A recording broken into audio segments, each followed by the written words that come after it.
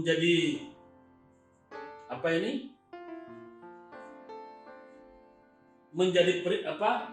Menjadikan periksa adanya. Selanjutnya atas surat yang Bapak kami sampaikan. Terima kasih. Ini yang kayak gini nih, keteledoran yang sebetulnya membahayakan masyarakat, ya, merugikan masyarakat. Pengadilan itu tempatnya orang mencari keadilan, tempatnya orang menguji siapa yang salah, siapa yang diduga bersalah, dan siapa yang menuduh bersalah. Apa buktinya dan apa dalilnya. Berproses hukum itu tidak enak, ya. Jujur aja, baik pengacara maupun terlebih-lebih terdakwa tidak enak berperkara. Tapi karena negara kita adalah negara hukum, mengharuskan setiap orang untuk memutus perkara secara secara yuridis, ya, melalui adjudikasi, melalui persidangan, maka kami harus patuh. Tapi ketika kita patuh dan kita membawa bukti-bukti kemudian ada yang mempermainkan, kan ini menyedihkan. Saya tahu perkara saya ini perkara pesanan. Pasti orang yang memesan ini sedang berusaha untuk menjatuhkan atau ingin mencerumuskan saya. Saya dalam hal ini sebetulnya saya protes keras. Kenapa negara kita ini negara hukum yang katanya equality before the law, menjunjung tinggi persamaan hak di muka hukum, kok masih ada orang-orang yang ingin memanfaatkan kemampuan dan kekuatannya secara finansial. Jadi teman-teman pengacara, saya bukan sok pinter. Mari kita belajar, ya. Kita belajar tentang hukum. Kita belajar bukan cuma materi, formil juga kita harus belajar. Hakim, jaksa, dan polisi itu memang mereka punya kewenangan. Tapi harap diingat, kewenangan mereka ada batasnya. Nah, disitulah kita sebagai kontra atau sebagai penyeimbang daripada hakim-hakim itu dan jaksa itu harus bisa menunjukkan bahwa ini loh batasannya.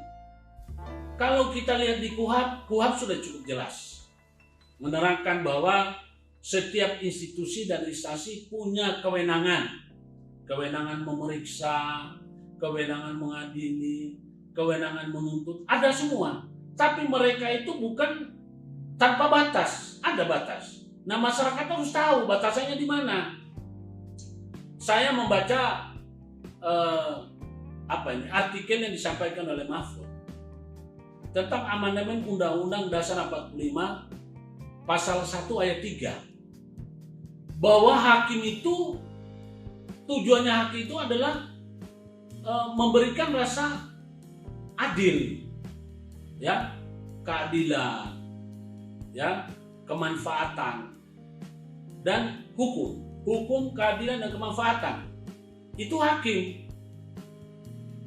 Hakim itu kan menegakkan peraturan, bukan. Hakim itu menegakkan hukum, keadilan, dan kemanfaatan. Nah, sekarang kalau sudah jelas-jelas itu tidak sesuai dengan amandemen Undang-Undang Dasar 45 pasal 1 ayat 3, ini yang perlu kita sikapi. Saya selaku aktivis penggiat hukum pejuang kebenaran, ya tentu tidak akan diam, tidak akan berhenti. Bagi saya, amit-amit, ya penjara bukanlah berarti saya ini remehkan. Tapi kalau saya benar, jangankan penjara untuk tahanan, hukum mati pun saya siap. Jadi kita jangan pernah berpikir bahwa kita dalam menegakkan hukum, dalam menegakkan kebenaran ini, memperjuangkan kebenaran, kita tidak ada tantangan, banyak tantangannya. Dan saya tidak peduli. Ingat, saya percaya bahwa semua orang akan mati. Ya, hukuman yang di dunia ini cuma hukuman sebentar. Mau dipenjara, mau dipukuli, mau diapa, itu hukuman sebentar. Sakit, apa semua hukuman sebentar. Tapi ketika orang sudah mati, dia akan mendapatkan hukuman yang sebenarnya. Jadi kepada saudara-saudaraku semua, para aktivis penggiat hukum atau pekerja hukum, maupun yang berprofesi officium nobile. Officium nobile itu adalah penegak hukum yang mulia, ya. Mari kita sadar, dengan adanya COVID, pandemi ini, sadarlah kawan, apa yang Anda peroleh tidak akan ada manfaatnya ketika urusan keselamatan nyawa sudah datang menjemput. Ya, orang-orang yang pernah berkonflik dengan saya, ya saya tidak perlu menyebutkan namanya, sudah cukup banyak yang menghadapi maut. Saya cuma berpikir gini, kalau kita sudah berusaha benar, kemudian orang lain tetap mencokoki kita yang nggak benar, Tuhan yang akan datang mengadili. Ya, jadi teman-teman, rekan sejawat, para advokat yang kebetulan tidak suka dengan pernyataan saya atau yang sering bertentangan dengan apa yang saya sampaikan, saya mohon maaf. Tapi ingatlah saudara-saudaraku, bahwa dunia ini cuma sebentar. Kita pasti akhirnya akan menjadi penghuni akhirat. Apa artinya Anda memperoleh segala harta kalau ternyata di akhirat Anda tersiksa? Kita belum tahu. Anda belum juga tahu, tidak pernah ada yang tahu kayak gimana. Tapi ketika kita sudah kalau ajal sudah menjemput, ya, harta yang kita punya tidak bisa kita nikmati, hanya akan jadi milik orang lain.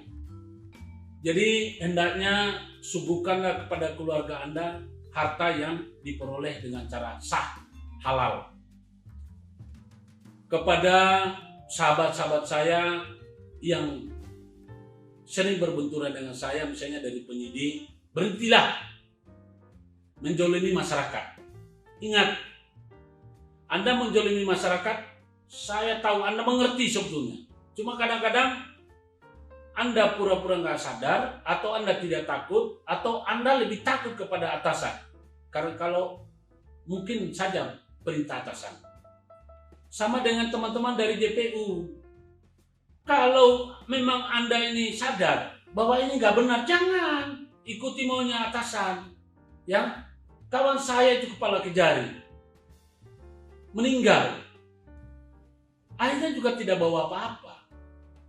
Jadi kalau Anda itu mendapatkan posisi, anggaplah ini amanah. Kemudian bapak-bapak yang mulia, hakim, mungkin banyak yang tidak suka dengan celoteh saya. Ya faktanya hakim yang sampai sekarang ini saya berperkara ini kan karena dilaporkan oleh hakim, Ketua Pengadilan Negeri Sidoarjo. Yang saat itu bukannya saat sekarang. Saya tidak tahu apa mereka nggak ngerti hukum. Tapi kalau nggak ngerti hukum, tidak mungkin ya. Nggak ngerti hukum kemudian mereka menjabat sebagai kepala atau ketua pengadilan. Yang jadi persoalan ini, apa yang mereka laporkan tidak berdasarkan fakta. Misalnya melaporkan saya tentang undang-undang ITE. ITE pasal 27 ayat 3 itu boleh pelapornya adalah orang yang mengalami kerugian, orang biasa. Tapi pejabat publik itu tidak boleh, terlebih-lebih atas nama lembaga. Sedangkan saya dilaporkan oleh lembaga. Nah, yang katanya mengalami kerugian, yang memberi kuasa perintah itu adalah ketua pengadilan. Sekarang bagaimana mungkin ketua pengadilan melaporkan saya akan diadili di pengadilan dia? Ya kan? Nah, karena Tuhan tidak pernah tidur, apa yang terjadi? Dia melaporkan saya, alih-alih dia tidak pernah di BAP. KUHP pidana, KUHP, Kitab Hukum Acara Pidana, sudah jelas, bagi yang mengalami kerugian boleh melakukan laporan. Tentu saja dalam pidana itu tidak bisa diwakilkan. untuk di BAP-nya. Siapa yang mengalami kerugian, dia yang harus. Nah, perkara saya itu gitu. Kemudian yang kedua, dia tidak perhatikan bahwa ada Undang-Undang Nomor 48 tahun 2009 tentang kekuasaan kehakiman, di mana pasal 17 mengatakan bahwa ya pasal 17 atau pasal berapa, bahwa hakim tidak boleh mengadili perkara yang memiliki konflik kepentingan dengan mereka. Nah, bagaimana caranya mereka mengadili? Mereka tetap saja melakukan proses memeriksa perkara yang juga pelapornya dari pengadilan negeri setempat. Ya, saya bolak-balik protes. Akhirnya apa? Mereka paksa terus jalan. Akhirnya sekarang sudah jalan. Lalu dihentikan. Sekarang dipindah. Perkara kami ini sudah berjalan. Lalu dipindah di pengadilan lain. Pengadilan Surabaya. Yang menjadi pertanyaan, akankah kita mulai dari awal atau melanjutkan?